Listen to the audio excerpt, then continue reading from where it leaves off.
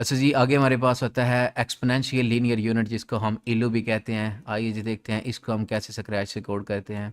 ये हमारे पास ये फार्मूला है, मैंने आपको बताया था कि अगर x बड़ा हो 0 से, ठीक है, तो हमने क्या करना है, x रिटर्न कर देना है। अगर x छोटा हो 0 से तो हमने ये जो है ना ये रिटर्न कर देना है। फिर बता रहा हूँ कि हमने थ्योरी में इसके ऊपर बड़ी डिटेल से बात कर ली, अभी हम सिर्फ कोड लिखने वाले हैं, तो वो हम देखते हैं क्या है।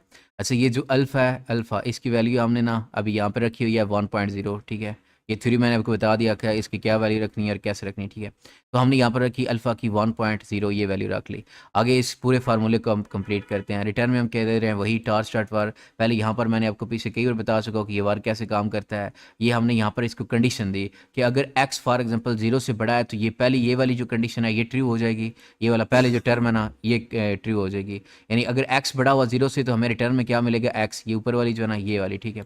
अगर x छोटा हुआ 0 से, ठीक है, x छोटा हुआ 0 से तो फिर क्या होगा, ये जो फिर बता रहा हूँ, ये जो वार है ना ये किस तरह से काम करता है पीछे मैंने आपको बता दिया है। तो पीछे जो ये कोड कर रहे हैं ना हम, पिछले वाले एक्टिवेशन फंक्शन है उनको भी एक बार देख के आओ, क्लियर। इसमें क्या होता है फिर बता रहा हूँ, ये पहले जो होती है ना ये एक कंडीशन होती है। अगर ये ट्रू हो तो ये जो है ना ये एग्जीक्यूट हो जाती है, पहली जो टर्म है। अगर ये फॉल्स होती है आगे वाली टर्म जो है ये एग्जीक्यूट हो जाती है, क्लियर।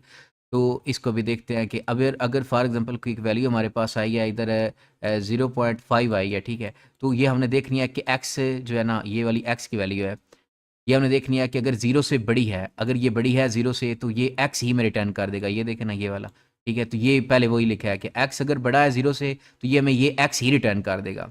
ये आगे वाली एग्जीक्यूट ही नहीं होगी, सिर्फ यहाँ पर आकर रुक जाएगा। अगर ये कोई अगर फॉर एग्जांपल नेगेटिव की वैल्यू मैं कहता हूँ 1.5 है, तो अब हमने देखना है कि ये हमारे पास x है, अब हमने इसको देखना है कि 0 से बड़ा है या छोटा है। तो अब हम ये अगर इस तरह लिखें तो हमें पता है कि -1.5 जो होता है वो 0 से छोटा होता है। तो इसका मतलब है ये कंडीशन जो है अभी फॉल्स हो गई है, ये भी गलत हो गया कंडीशन। तो फिर अगर गलत हो तो ये आगे वाली ये एग्जीक्यूट हो जानी है, ये वाली, ये पीछे वाली एग्जीक्यूट नहीं होगी, ये आपने याद रखना है। ट्रू हो तो ये पहली वाली एग्जीक्यूट होगी, अगर फॉल्स हो तो ये सेकंड वाली एग्जीक्यूट होगी, क्लियर है। अच्छा, अब अगर सेकंड वाली एग्जीक्यूट होनी है तो उसमें क्या होगा, सिंपल है जी। हमारा ये फार्मूला टोटल हम एग्जीक्यूट कर देंगे किस तरह से। हमारा जो अल्फ़ा ये आ गया, हमने वैल्यू रखी है जे 1.0 हमने रखी, ठीक है। उसके बाद हमने क्या करना है, टॉर्चड एक्सपोनेंशियल एक्स का ले लेना है जो कि सेम टू सेम इस फार्मूले में लिखा है, और माइनस कर देना है 1 से। तो ये देखिए पूरा हमने फार्मूला यहाँ पर कॉपी पेस्ट कर दिया है किस्म का। तो आपने स्क्रैच का मतलब ही यही होता है कि आपने पूरे फार्मूले को स्क्रैच से कोड करना है। ये एक्सपोनेंशियल क्या होता है, ये फार्मूला कैसे काम करता है, ये मैंने थ्योरी में आपको सब कुछ बता दिया, क्लियर। अच्छा, एक तो है इसको आप फिर बता रहा हूँ स्क्रैच से कोड करो, लेकिन एक है कि हमारे पास ना पाइटार्स के अंदर प्री बिल्ट हैं, आप उनको यूज़ कर सकते हो। ये अगर आप देखें जी हमारे पास आप अगर आप एलो को यूज़ करना चाहते हो, सिंपल लिखो एन डॉट एलो, ठीक है। तो आप इसको यूज़ कर सकते हो। ये अल्फ़ा की वैल्यू आप यहाँ पे बता दो, ये इन प्लेस पीछे आपको बताता आ रहा हूँ कि ये क्या है। इसका भी डिफ़ॉल्ट जो है वो फॉल्स ही होता है, क्लियर।